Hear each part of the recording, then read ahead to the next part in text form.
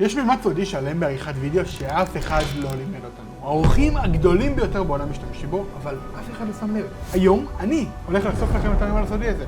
הוא מחולק ל3 חלקים, אבל שיקרתי לכם. כי זה לא אני שהולך לעשות את הסרטון הזה, אלא נוגה. נוגה היא בין האורחים הכי טובים שאני מכיר בארץ. מעבר לזה שיש לה סטורי טלינג פנומנלי, הבנה מעולה בתוכן והיא מומחית באפטר אפקטס, אפשר מהר מאוד להכיר את טביעת אצבע שלה, הייחודית שלה, בכל פרויקט שהיא עושה. אם זה בפודקאסטים של בן נביא או פרויקטים אחרים, אבל מה גורם לזה שכל סרטון שהיא עורכת, שזה ברור שזאתי, ולמה העריכות האלה כל כך טובות? על זה נוגה תענה בסרטון הקרוב. 3 אלמנטים שאנחנו רוצים ללמוד היום. אלמנט הראשון הוא? אז האלמנט הראשון אנחנו רוצים להבין מה זה מיתוג, אחר כך אנחנו נבין איך למתג, האלמנט השני זה שפה גרפית, ואז גם נבין איך לעשות שפה גרפית, והאלמנט השלישי והסופר סופר סופר מעניין זה איך יוצרים קונספט, ומה זה קונספט. נדיר. אז בואי נתחיל עם המיתוג. אני הייתי בהרצאה של נוגה לפני משהו כמו חודשיים, ואני גיליתי לעולם שלא ידעתי על יצירת תוכן לפני. כלומר, זה משהו שפתח לי את הראש לגמרי, וזה באמת העולם המיתוג והשפה הגרפית, זה נשמע אולי פשוט, אבל אתם הולכים פה, זה הולך לפתוח לכם את הראש היטב. לא מילולי, כן. בבקשה. אני ממש בקצרה אגיד שאני לפני שבכלל התחלתי את העריכת וידאו ואפטר אפקט וזה, למדתי עיצוב גרפי, עשיתי קורס של שנה, מה שאנחנו הולכים ללמוד, שזה בעצם המיתוג והשפה הגרפית. אז אלמנט מספר 1 זה קונספט.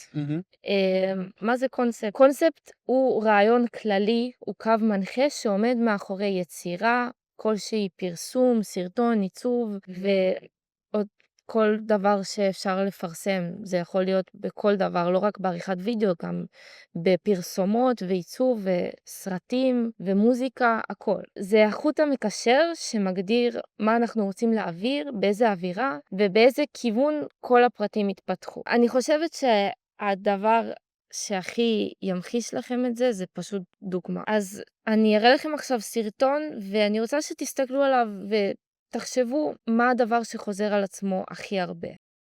Yo, I'm going to make an assumption. You're trying to get into dropshipping and you know that the biggest factor towards your success is the product you're selling. So you've been searching for winning products and everything you test seems to fail. You're either spending weeks on trying to make organic content that goes viral, or you're spending hundreds of dollars on paid ads that seem to go nowhere. That used to be me 5 years ago when I was just getting into dropshipping, and honestly, nothing changed until I learned the 5 principles of product research. Once I understood these principles, I was able to go on year after year making millions on my stores consistently. And look, I'm going to be honest, this isn't only the 5 things that are going to completely change everything you think you know about product research. You have to understand. זיהיתם? כן. צדקתם. זה לא, אולי לא. אני חושב שהדבר העיקרי שחוזר לעצמו כל הזמן זה סוג של סטייל משחקי כזה, נכון? אם זה בפונטים שהם טיפה פיקסלית מפוקסלים, והגמיפיקציה שיש שם מבחינת המראה הוויזואלי, כל האלמנטים האלה הם חוזרים על עצמו שום דבר. זה אגב גורם לי לצפות בסרטון אפילו בלי שאני מעניין אותי בכלל דרופשיפינג, זה סרטון שגדול על דרופשיפינג. כן, אז אני חושב שזה זה, אני לא יודע מה צדק. צדקתי? כן, זה חלק מזה. אנחנו בעצם רואים שיש פה רעיון. לפני שבכלל ניגשו לעריכה, אמרו, טוב, יש לנו רעיון. אנחנו רוצים שהסרטון הזה יועבר, הוא יוצג באמצעות, כאילו זה משחק מחשב. זה מה שאנחנו רואים פה. והמשחק מחשב הזה, השחקן, זה בעצם מי שמעביר את הסרטון. והתוכן של הסרטון הוא מדבר על 5 שלבים, אם אני זוכרת נכון, לא משנה, X שלבים, ואנחנו רוצים שלפי השלבים האלה הוא כאילו יעבור במשחק מחשב. לפי השלבים. יש פה גם שפה גרפית שעוזרת לנו להבין את הקונספט שניגע בזה אחר כך. בוא נראה עוד דוגמה. אני רק מוודא שהבנתי נכון. בעצם קונספט אומר, נניח עכשיו אני רוצה ליצור סרטון עם אווירה מאוד של משחקיות, וכאילו הדמות עוברת שלבים, והכל שם צריך לדבר על שפה מסוימת, אז נניח והוא היה עושה כאן את הסרטון עם הרעיון של המשחק, אבל בהכרח אולי הפונט או אלמנטים אחרים לא היו מפוקסלים, אלא היו פשוט מודרניים כאלה. אז הקונספט לא היה עובר באותה מידה, כאילו, נכון? שאלה טובה.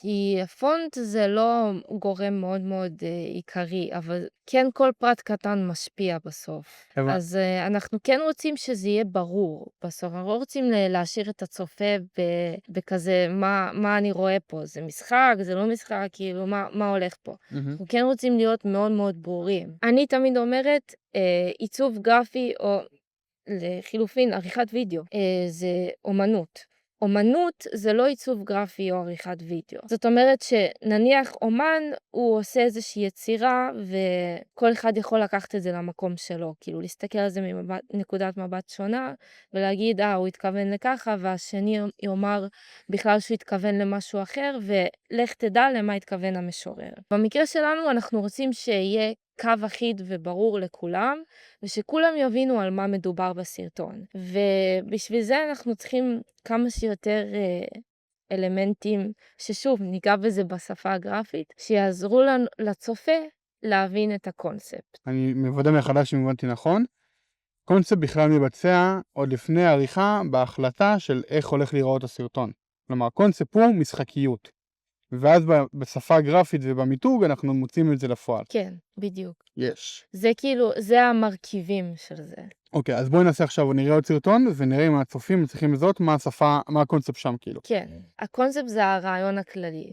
פה הרעיון הכללי זה להעביר את הסרטון בצורה של משחק מחשב. זה דוגמה לסרטון שאני ערכתי. בואו נראה אם אתם שמים לב מה הרעיון פה, מה הקונספט. החברים שלי במשך שנים היו קוראים לי נוכל. הם ידעו מה אתה עושה אבל? כל כך הרבה אנשים שעשו בעזרתנו כסף, מעל 1,000,000 אנשים ששילמו לאוטו DS לאורך הזמן.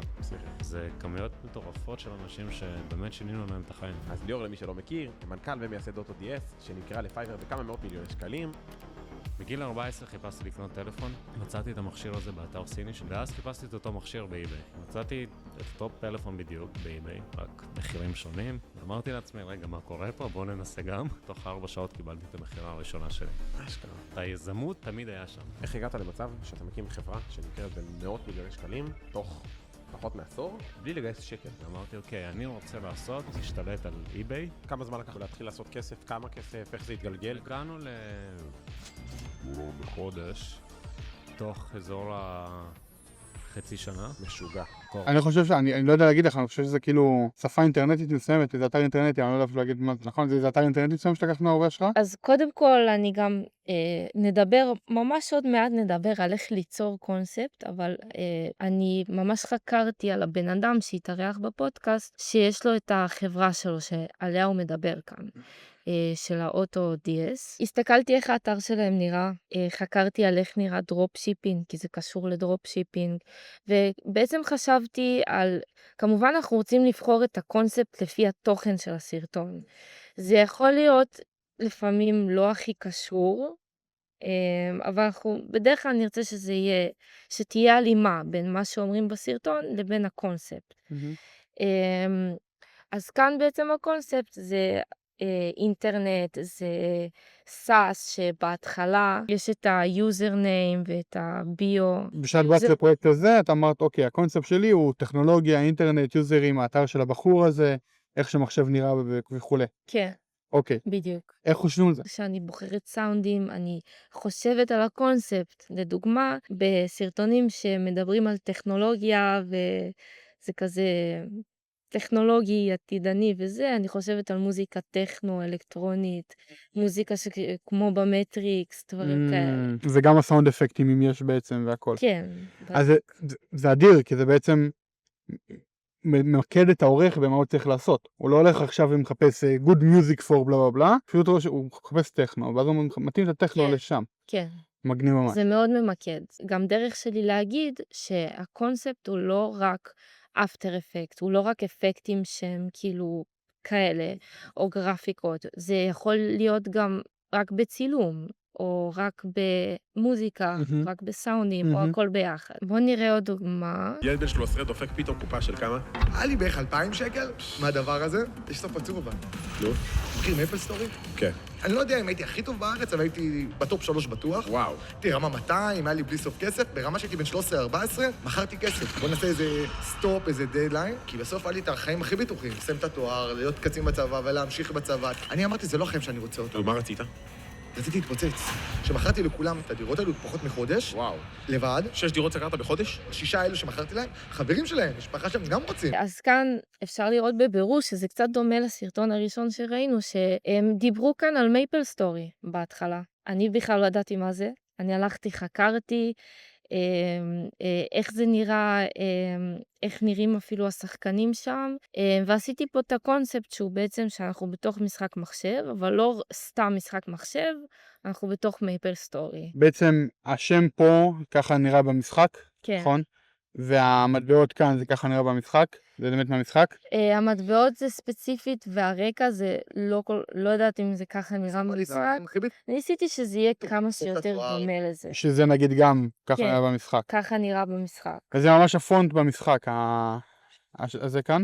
לא בטוח. לא אבל בטוח? זה דומה. דומה, חצי זה מטרה, דומה. אבל הבנתי. אז בעצם כל האווירה פה ישר משדרת לנו מייפל סטורי, והוא מדבר על מייפל סטורי, אז ישר כן. הבנתי. ולפעמים זה מאוד ברור, כמו כאן, הוא מדבר על מייפל סטורי, נכון. טוב, נעשה מייפל סטורי. לפעמים זה לא כזה ברור, ואנחנו צריכים לחשוב על זה וליצור איזה משהו מייצר. נכון, זה בוא נגיד שאם הייתי מחלקת קונספט לשלושה סוגים, אז היה קונספט ישיר, שזה כאילו, זה הישיר, אנחנו ישירות מבינים מה הקונספט ואיך זה בכלל קשור. יש לנו קונספט עקיף, שזה קצת יותר תחכום, קצת יותר חשיבה, קצת יותר מחקר. רוצה לראות דוגמה? כן. להפוך גברים לנקבות ונשים לזכרים. תסתכל על סרטים משנת 2000, על הדמות הגברית והדמות הנשית, תסתכל ב-2025, אין דמות גברית, יש אישה ויש איזשהו למלם שהולך אחריה. הנה, זה נדלק לך. אם אתה לוקח את הטייקל של 25 שנה האחרונות, שולח אותנו, מה שנקרא, לגובה האריות. You will own nothing and you will love it. זה משפט שרומז לתחילת ה-New World Order, שאגב רשום על הדולר, שמוביל לאג'נדה 2030, שלכאורה המטרות שלה ממשלה עולמית אחת, מטבע עולמי אחד, בעלות על הילדים, וזה סוג של ברית המועצות לשעבר החדשה, גרמניה הנאצית החדשה. זה לעשות דבר אחד אחיד לכולם. אז כאן אפשר לראות שכן יש לנו סרטון שלם. אנחנו רואים שיש פה, שכל הוויזואל הם מאוד מאוד דומים, שזה כבר שוב השפה הגרפית שנדבר עליה, אבל זה קצת יותר מתוחכם, יש פה יותר מחקר, נניח עם התמנון, וזה הכל קשור לסרטון, כן? למה יש שם תמנון? הוא מדבר שם על ברית המועצות, ואז בשנים של מלחמת העולם השנייה וכל הדבר הזה, אז היה פוסטרים עם תמנון של הקומוניזם, תמנון אדום. מה בעצם הקונספט פה, לאורך כל הסרטון? הקונספט הוא בעצם, זה טריקי, אתה שואל, כי אין פה מילה אחת שמגדירה את הקונספט, כמו שאני יכולה להגיד לך, משחק מחשב או טכנולוגיה. הקונספט פה הוא קודם כל, רציתי להמחיש דברים שהם יהיו בסגנון פוסטרים, תעמולות של מלחמת העולם השנייה. רציתי שזה יהיה בסגנון ציורי, כזה. שזה לא יהיה בסגנון של צילומים, שיהיה כאילו אלמנטים ציוריים. אפשר להגיד אפילו אפל, אדום, שחור, לבן, צבעים אפלים כאלה. אני לא אשתמש פה בוורוד, אני לא אשתמש פה בסגול, אני לא אשתמש פה בפונט מפוקסל. שזה הפך מוחלט מהקודם שראינו שזה המייפל סטורי. כן, בדיוק. ובוא נגיד שגם כמו שהתוכן כאן גורם לך לחשוב, כי הוא מדבר כאן על דברים שהם עקיפים, אפשר להגיד את זה ככה, אז גם הקונספט ככה. אני חושבת שיש שוב הלימה בין התוכן לבין הקונספט. מה הסוג השלישי של הקונספטים? הסוג השלישי זה לעשות קונטרסט. זה לדבר, אם נניח סתם מישהו מדבר על חדשנות, אז לעשות סרטון ישן, כאילו. אז נגיד פה היה אפשר לעשות דווקא סרטון ורוד ושמח ועליז, והוא מדבר פתאום, כאילו הוא מאוד פסימי, ואנחנו עושים סרטון שהוא אופטימי. כן. ואז יש פה קונפליקט שהוא מאוד כיף לעין. כן. אדיר. ואז בא לך, זה יותר מעניין. לדעתי זה מאוד מאוד מוסיף לסרטון אם חושבים על משהו שהוא שונה.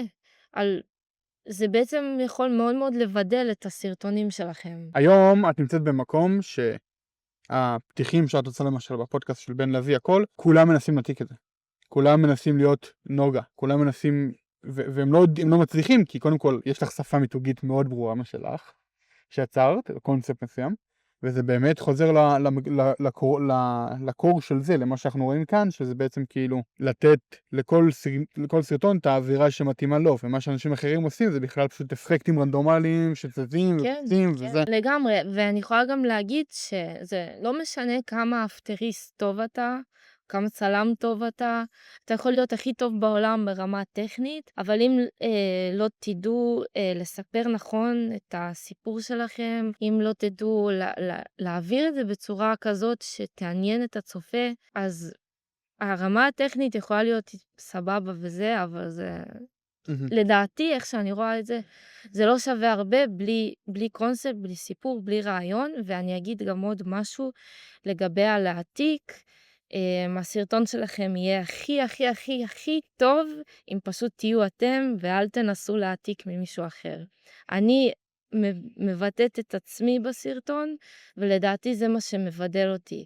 אם אתם תבטאו את מה שאתם רוצים שיהיה בסרטון, מה שאתם באמת באמת באמת רוצים, ולא מה שהוא עשה, היא עשתה, לא מה שאתם רואים, מה שאתם רוצים, זה לדעתי ממש... זה האקס פקטור.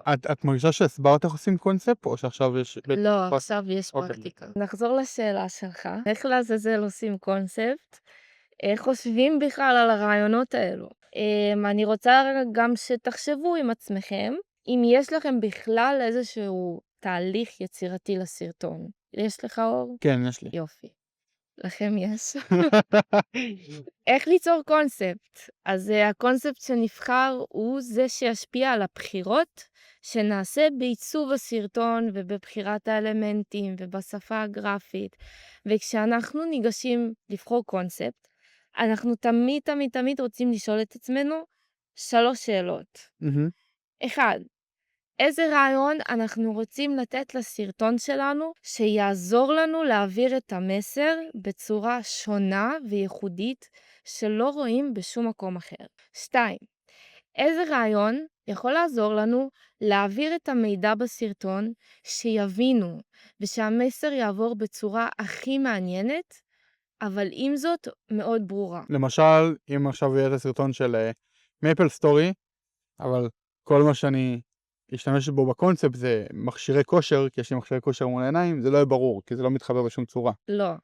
או אפילו סתם אם תעשה דברים שקשורים למשחק מחשב, אבל תעשה את זה מאוד כזה... ניון חדשני. כן, או שתעשה נניח צנה אחת בצבעים כאלה, או צנה שנייה בצבעים לגמרי שונים, נכון. ואז זה יכול גם לבלבל. או שתיגע במשחק מחשב בהתחלה, ואז בכלל תלך לאיזה משהו אחר. כן, אפשר לעשות את זה, אבל רק אם זה מתקשר. או רק אם אנחנו משלבים את זה נכון. והדבר השלישי, שהוא סופר חשוב, זה איזה רעיון יעזור לנו להשאיר חותם על הצופים, שיזכרו את הסרטון שלנו גם ימים, שבועות, חודשים ואפילו שנים קדימה. שאני יכולה להגיד לכם שזה משהו שהכי מספק בעולם. נכון, אור? כן. אני רוצה צפיות, אבל כן. זה מה שמספק אותי. אז איך לייצר קונספט? באמת לאורך הניסיון שלי, ואני גם תמיד לומדת ותמיד חוקרת לאיך לעשות את זה. כזה ממש חילקתי את זה לכמה דרכים פרקטיים, שאפשר להגיע לקונספט יצירתי, גם אם אין לכם שמץ של מושג מה לעשות, וגם אם אתם חושבים שאתם לא יצירתיים. ואני אכנס כאן ואגיד שלמדתי את השיטה שהולכת לספר, השתמשתי בעד כה 3 פעמים, וכל פעם מחדש מצאתי בדיוק את מה שרציתי, זה עובד באופן די פנומנלי. זה אולי יישמע פשוט, אבל זה באמת, זה עובד מבריק. אז הדרך הראשונה, שרק היא יכולה להביא לכם מלא רעיונות, זה שמש אסוציאציות. זה יכול לבוא לידי ביטוי בשמש, או אפילו סתם לכתוב לעצמכם על דף מילים שעולות לכם כשאתם חושבים על הנושא של הסרטון שלכם. ואתם ממש, זה ממש משחק אסוציאציות. בואו נעשה דוגמה יחד, אור. הנושא של הסרטון זה מה הדרך הכי יעילה להגיע ל100 מיליון שקל ב10 שנים. אוקיי, אז אנחנו נעשה את זה בטלפון עכשיו, אבל תעשו את זה על דף, ממליצה מאוד. אוקיי, אז קודם כל אתם רושמים את הנושא של הסרטון שלכם, אתם יכולים גם לרשום את הכותרת שלו, אבל כאן, אם אני מאוד אמקד את זה לנושא, זה דרך יעילה כסף, כן. זמן. אוקיי, עכשיו אנחנו רוצים לקחת את כל המילים שעולות לנו לראש כשאנחנו חושבים על הדבר הזה. אז יאללה, שוט. מהירות, כן. מושן בלר, דולרים, שעון, שעון, ציר זמן, זהב, כסף, כסף, צו, לא יודע למה עלי צו, צו, כי זה מאוד איטי, כאילו, זה קונטרסט, צ'יטה, צ'יטה, אילון מאסק, אלכס הורמוזי, טסלה, קפה, מפה, שלב, יוקרה, תכשיטים, wealth, like, עושר, ממלכה, מלך, נסיכה. כן. אני אגיד לכם מה קורה בפועל. אם תמשיכו לדחוף את הראש שלכם קדימה, אתם תגיעו למשהו אפילו יותר טוב. אנחנו נעצור כאן. אז נתנו בעצם רשימה של מלא שמות, רעיונות, מילים שסתם עלו לראש, חלקם קשורים, חלקם לא. למשל, אין פה שום קשר לנגיד צו, אבל זה עלה לראש, או ממלכה, אבל זה עלה לראש. זה יכול להיות דברים מאוד רנדומליים. עכשיו בואו, מה עושים עם מה עושים עם המילים האלה? כן, יש לנו פה הרבה מילים יפים. יש רעיון כבר אם את רוצה. יש לך רעיון? כן. מוזיקה מאוד מהירה, מושן בלר, כאילו כל זוזה זה משולבת עם מושן בלר. טקסט זהב נוצץ וכסף נוצץ, כאילו הצבעים הם זהב וכסף, ואלמנטים מלכותיים כאלה, כלומר זה מרגיש כאילו מלכותי מבחינת, אני מדמיין איזה שרביט כזאת כזה, כן, פרימיום. מלכותי. כן, כאילו שרביט כזה שנותן מכה על משהו נגיד, אז כזה נפתח כזה, זה עולם כזה מלכותי, והכל מנצנץ פתאום, וזה משהו כזה מדמיין לי בראש. אוקיי, מה דעתך? הנה לכם קונספט. יצרנו קונספט. עכשיו, לדעתי לא חשובה, כי בסוף אין נכון או לא נכון. או מה דעתך? הכל יכול, זה מגניב מאוד. אני עדיין לא הגעתי, כאילו. אבל האמת היא שמה שמשך אותי זה הצו. הצו? כן. אדיר. כי אנחנו רוצים דרך יעילה. אולי אחר כך זה מוביל אותי לשלב הבא, אבל אולי אחר כך הייתי חוקרת על צו, ואז הייתי מגלה איזה משהו על צו שיכול מאוד לעזור לי בסרטון. לייצר קונספט. כן. אם בשלב הזה עדיין אין לכם רעיון, הכל טוב. הכל בסדר. בגלל שיש את השלב השני. אז נכון, בשלב הזה של השמש אסוציאציות, אתם יכולים כבר להגיע לרעיון. אבל זה לא מספיק. גם אם אתה מגיע לרעיון אור, אתה עכשיו חוקר, שזה בין השלבים הכי חשובים ביצירה של הקונספט, והוא מתחלק לשתיים. מחקר אחד אנחנו רוצים שיהיה תיאורטי. כן.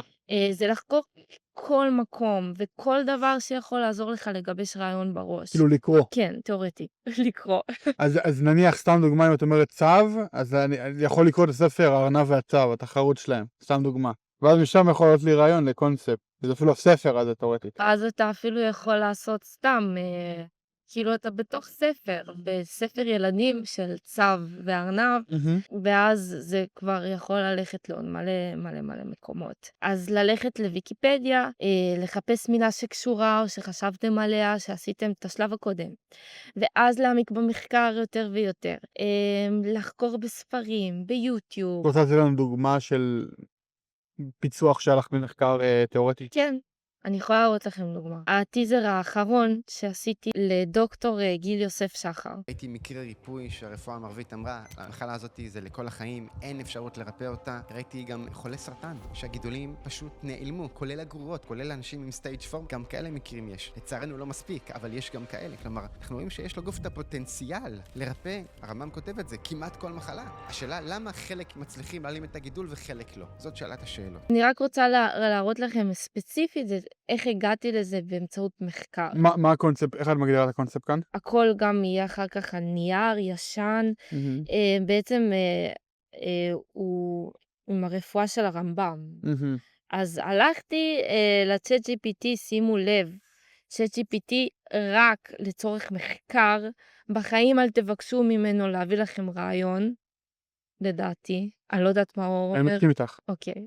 היום אני עושה את השלב הקודם אוטומטית. את השמש? כן, אני הרבה פעמים עושה את זה אוטומטית, הרבה פעמים גם כותבת לעצמי. זה כאילו תלוי בנושא וברמת הקושי. אז אני כבר ישר הלכתי למחקר, וקודם כל רציתי לבדוק עם הצ'אט איפה אני יכולה למצוא כתבים רפואיים שלו. היה איזה משפט שהוא אמר בטיזר, הרמב"ם אומר את זה, לגוף יש פוטנציאל לרפא כמעט כל מחלה. אז רציתי לחפש משפט שהוא אמר את זה. זה דבר ראשון. דבר שני, רציתי לחקור מי זה היה הרמב"ם. יש לך מדעת בצ'אט? תודה רבה לך, עזרת לי. עכשיו אני רוצה שתסביר לי, כאילו יכבוש אותך שיצליח. חשוב. שלא יהרוג אותי. אז שאלתי אותה מי היה הרמב"ם, רציתי להבין מאיפה הוא בא, מה זה, וזה ממש מעניין. כאילו רק מאיפה הוא ומי הוא היה, אפשר לחשוב על כמה... משם הבאת בעצם את הקונספט של הישנה, נכון? של הדף הישן. הוא מאוד ישן, זה רפואה מאוד ישנה, ואז בעצם אנחנו מניקים וייב ישן. כן. אז הנה, אני אמרתי לה, אני רוצה להעמיק על התקופה בה הוא חי, בהתאם למיקום שהוא היה. הוא אמר שהוא היה בספרד, משהו כזה, במצרים. אז איך היה נראה שם ספרים, ואיך היו כותבים. אז היא אמרה לי, איך נראו הספרים, כתב יד, לא מודפס. ככה אני לאט לאט מפצחת. דפים שעשויים קלף, ואם אנחנו נלך שנייה ממש ישר חזרה לסרטון, נראה שיש שם ממש דפים עשויים קלף. כן, בוא נראה איזה רגע. יש גם כאלה, כלומר, אנחנו רואים שיש לגוף את הפוטנציאל לרפא. יש לנו ממש מול העיניים דפים עשויים קלף, ואפילו כתב מה זה, ערבית, בעברית רש"י, מה זה הדבר הזה? כן, אני ממש לקחתי את הכתב של הרמב"ם, ממש לקחתי תמונה של הכתב שלו. וואו, מגניב. שמתי אותה בדף. בקלף, כן. כאן שמתי, דרך אגב, כאן אפשר לראות את המשפט שלו, שהוא מדבר על לגוף יש פוטנציאל לרפא כמעט כל מחלה. אתם יכולים לראות, יש כאן קונספט, יש כאן דברים שהם אפילו נסתרים, הבן אדם לא שם לב לזה הצופה, אבל כל פרט קטן חשוב, כאילו בלי זה לא היה, כל דבר קטן מוסיף לסרטון. כן. אז הנה זה דוגמה למחקר תיאורטי. אז ממש אפשר לעשות את זה בצ'אט, אני גם בדרך כלל גם הולכת לוויקיפדיה, הנה עם סרטון של בן שעשיתי על מזל הקרב של היום הולדת, אז הלכתי לוויקיפדיה, חיפשתי על מזל הקרב, חיפשתי על איך זה נראה, איך נראית מפת הכוכבים, גלגל המזלות, ממש חקרתי לעומק, וזה מה שפתח לי את הראש לעוד יותר רעיונות. ואז יש בעצם גם עוד דרך נוספת שהיא מחקר... מחקר ויזואלי. בדרך כלל זה מגיע ביחד, כי בסוף שאתה חוקר אתה מגיע גם לויזואל, אבל לא תמיד, ואז אתה יכול ללכת לקחת השראות ממקומות, אתה יכול לפתוח יוטיוב שאתה אוהב, להסתכל על מה עושים שם, כמובן לא להעתיק, רק לקחת השראה ולקחת אלמנטים ספציפיים שאתם הייתם חושבים שזה יכול לעזור לכם לקונספט. פינטרסט, מכיר? כן. פלטפורמה, אפליקציה מצוינת לעשות מחקר ויזואלי, במקרה הזה, סתם, הנה בואו נעשה את זה בלייב, במקרה הזה כבר יש לי כאן מלא דברים, אבל אני יכולה לכתוב כאן old paper, the 12th century. אז הנה, בבקשה. אתה יכול לקחת מכאן כל מיני השראות לאיך היה נראה דף, וציורים, ודברים כאלה. ופשוט לגלול פה ולהתחיל לגבש לעצמנו בראש לאיך הסרטון הולך כזה להיראות. יש לנו ניצוצות כבר של דמיון. בעצם כל דבר שאפשר לחקור ולקבל ממנו השראה, יכול לעזור לנו ביצירה של הקונספט. הבנתי. לי עלה הרעיון למשל לא מזמן, צור תמנלים מכריכות של ספרים. נכון, נראה לי עלית על זה בהרצאה. יש מצב. וזה גם, זה לקחת השראה בעצם ממקור אחר, להפוך אותו ממש מגניב. וזה בדיוק הייחודיות הזאת שכולם מחפשים. כי הדבר שאתה חושב עליו, מישהו אחר יחשוב על משהו אחר, וכל אחד לוקח את זה למקום שלו, נכון. ואין פה חוקים. נכון. אין נכון או לא נכון, זה מאוד מאוד פתוח. הדבר השלישי, שהוא גם בסוף מתחבר עם המחקר הוויזואלי, זה לקחת השראה. כמו הכריכות של הספרים. כן, בדיוק. שוב, לקחת השראה, זה לא להעתיק, זה לקחת אלמנטים מסוימים מסרטון, ולקחת את זה למקום שלכם, לקשר את זה לקונספט שלכם, לקשר את זה לתוכן שלכם. וזה אפילו רצוי לקחת השראה, זה מאוד מאוד עוזר. אף אחד לא ימציא את הגלגל. אבל יש גבול מאוד מאוד דק בין זה לבין להעתיק. אני חושבת שלהעתיק זה ממש לא טוב. השראה לא חייב לקחת מסרטון או ספר או יצירה של מישהו. השראה יכולה גם להיות פה שאנחנו יושבים ואני יכולה להסתכל על משהו ולראות משהו שיביא לי השראה. השראה יכולה להגיע גם שאתם הולכים בסופר ורואים סיטואציה שמזכירה לכם את הסרטון שאתם עובדים עליו עכשיו. זה יכול להיות שאתם הולכים ברחוב ורואים איזה גרפיטי. זה יכול להיות כל דבר, כל מקום שאתם רואים פתאום סרט וזה נותן לכם השראה. זה יכול להיות הכל. יצרנו קונספט, יש לי עכשיו רעיון, וואו, אני רוצה עכשיו לעשות העיר, מושן בלר, קריאטיב, סבבה, יש לנו השראה. מה השלב הבא? אז עכשיו יש לנו קונספט. אנחנו רוצים לחשוב על איך אנחנו מעבירים אותו. בשביל זה אנחנו רוצים להבין איזה פלטת צבעים אנחנו רוצים להשתמש בה. אנחנו רוצים להבין איזה פונטים אנחנו רוצים להשתמש בהם, כדי שיעזרו לנו להעביר את המסר בצורה הכי טובה. איזה סגנון של תמונות או איורים יהיו לנו בסרטון. אנחנו רוצים שזה יהיה ריאליסטי, אנחנו רוצים שזה יהיה סגנון מצויר, אנחנו רוצים שזה יהיה מינימליסטי, שזה יהיה כמו גרפיטי. איזה אייקונים אנחנו נשתמש בהם, צורות, קומפוזיציות שהן חוזרות על עצמם, קומפוזיציה אמצעית, קומפוזיציה צידית, דברים כאלה. יש גם שפה של אנימציה אפילו, או תנועה.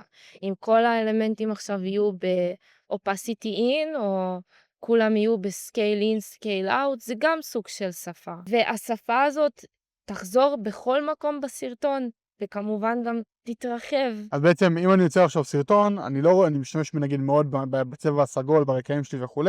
אני לא רוצה פתאום שיהיה רקע ירוק, אני לא רוצה פתאום שיהיה רקע כחול, אני רוצה לחזור בעצם על אותם סל ערכים. עכשיו זה גם לא רלוונטי אם עושים אנימציה או עושים זה, אתם צריכים כאילו בעצם ליצור באמת את אותו אפקט כל הזמן, שזה ירגיש שזה סיפור אחד שלם. בדיוק, אנחנו רוצים שהסרטון יהיה שלם. עם זאת, אנחנו לא רוצים לשעמם את הצופה, שהכל יהיה כזה כל הזמן רפיטטיבי ומשעמם. ובגלל זה אנחנו רוצים להרחיב את השפה. כאילו, אחרי שאנחנו אמרנו, זה הפונט, זה הצבעים, זה הסגנון, אז משם אנחנו מתרחבים. כמובן, בגבול הקונספט, בגבול השפה. ניגע בכמה שלבים מאוד פרקטיים על איך אנחנו יוצרים שפה. אז דבר ראשון, אנחנו רוצים להבין על מה מדובר בסרטון. הנושא של הסרטון יעזור לנו להבין איזה שפה אנחנו נשתמש בה, ומה הקונספט שלו. נניח, סתם לדוגמה, סרטון חקירות על הדיפ סטייט יקבל שפה גרפית שונה לגמרי מסרטון יצירת אפליקציה מאפס. תחשבו על זה, איזה מצחיק זה יהיה לראות פונט ישן ותנכי על רקע של נייר בזמן שמדברים על אפליקציה בשנת 2026. שזה הקונטרסט שדיברת עליו. זה הקונטרסט, אבל צריך להשתמש בזה נכון. אם זה סרטון לימודי, לא הייתי משתמשת בקונטרסט. זה סתם מבלבל. דבר שני, אנחנו רוצים לחשוב על זמן. אנחנו רוצים להבין באיזה זמן אנחנו נמצאים בסרטון שלנו. אם אנחנו מדברים על משהו היסטורי, או אם אנחנו מדברים על משהו עכשווי, חדשני, או שאנחנו מדברים על ידע לימודי שרלוונטי לתקופה הנוכחית, או סיפור בתקופה הנוכחית. אנחנו רוצים ליצור שפה שמתאימה לזמן של הסרטון. הדבר השלישי זה צבעים. כשאנחנו יודעים איזה נושא הסרטון ובאיזה זמן אנחנו נמצאים, וגם מה הקונספט שלו, אנחנו צריכים לחשוב מה הצבעים שנשתמש בהם לסרטון שלנו. כל צבע שנשתמש בו ישפיע על התחושה שהצופה יקבל מהסרטון. אני ממליצה להשתמש בצבע אחד עיקרי, ושחור ולבן. אם מחליטים לשלב צבעים, שתהיה בחירה מודעת ושתתאים לקונספט שיצרתם, או לעשות שילוב של צבעים מונוכרומיים. למשל אם זה סרטון על מכבי תל אביב, אנחנו נשתמש בכחול וצהוב, וזה בעצם הקונספט שלנו, כחול וצהוב, זה חלק מהמותג, אין מה לעשות. כן, לא הייתי משלבת אדום וירוק, נניח יחד. לא הייתי עושה את השיעור צבעים האלה, אלא אם כן אני מדברת על אבטיח. כן. או עגבניה. כאילו יש צבעים שפשוט לא עובדים ביחד. בדיוק, אז לעשות את הבחירה של הצבעים בצורה מודעת. עכשיו בהנחה ואני עושה את כל הדברים האלה, אני יוצר שפה מיתוגית ויוצר קונספט, מה התוצאה של זה בעצם? יוצא לך סרטון מעניין, שכיף לראות אותו, שהוא שונה משאר הסרטונים שרואים. אני חושבת שהפרטו כאן זה הקונספט. כל עוד יש לך קונספט טוב, ואז אתה משלב את זה בצורה טובה, את השפה הגרפית, אז יוצא לך סרטון שהוא שונה בנוף, ששוב, כיף לראות אותו, הוא מעניין, אתה רוצה להמשיך לראות אותו, כן. כי יש פה עניין, גם אם הנושא, לפעמים זה יכול להיות הנושא שהוא די בנאלי ומשעמם, ומה שאתה תעשה כעורך, יכול מאוד להשפיע על אם אנשים יישארו בסרטון או ילכו. הדבר השלישי, שאני חושבת שאפילו מסכם את כל מה שלמדנו עכשיו, איזה מיתוג. כי בסוף כשיש לנו קונספט, ויש לנו שפה גרפית שהיא אחידה לכל אורך הסרטון, אנחנו בעצם יוצרים מותג. ואז אנחנו מגיעים לזה שכל סרטון שאנחנו יוצרים, זה מותג משל עצמו. ואם אנחנו אפילו עושים את זה בהנדסה לאחור, אם אנחנו מלכתחילה נחשוב שכל סרטון הוא מותג, אז כל סרטון צריך קונספט משלו ושפה גרפית משלו. וככה הסרטון שלנו הוא שלם. נוגה, היה מרתק ללמוד על המימד השלם הנוסף שאף אחד לא מכיר, ותודה. בכיף.